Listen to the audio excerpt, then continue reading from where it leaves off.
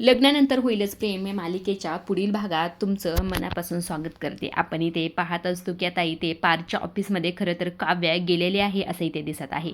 पारच्याच ऑफिसमधली एक जी लेडीज असते ती ऑफिसमध्ये काम करत असते, मात्र ती प्रेग्नेंट असते. त्यामुळे खरं तर त्यातलाच एक एम्प्लॉई तिला इथे म्हणत असतो, आता तुम्हाला 7वा महिना लागलेला आहे, 3 महिने आराम करा आणि पुढे बेबी आल्यानंतर 3 महिने वेळ घ्या असं इथे खरं त्या लेडीजला म्हणल्यानंतर जी काही काव्या असते ती छान अशी त्या व्यक्तीला उत्तर देते. ते म्हणत असतात, यांनी सुट्टीवर जावं असं तुम्हाला का वाटतंय मिस्टर? आम्ही बायका खरं तर आमचं बाळ सांभाळून, आमच्या सगळ्या घरच्या जिम्मेदारी सांभाळून, आमचं करिअर छान असं सांभाळू शकतो.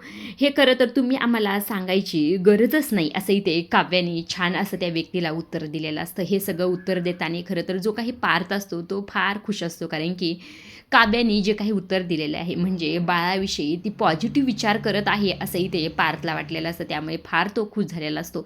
आता इकडे दुसऱ्या बाजूला जो काही जिवा रुसलेला असतो, जो काही नाराज झालेला असतो, त्याला मनवायचं काम करत असते ती म्हणजे नंदिनी.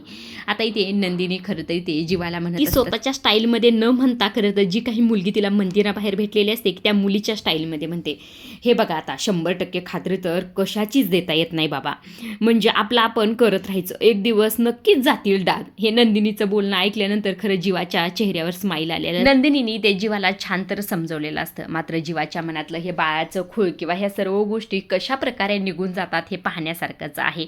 अशा डेली मालिकेच्या अपडेट जर तुम्हाला जाणून घ्यायला आवडत असतील तर आपल्या चॅनलला जरूर सबस्क्राईब करा आणि तोपर्यंत पाहत राहा लग्नानंतर होईलच प्रेम. धन्यवाद.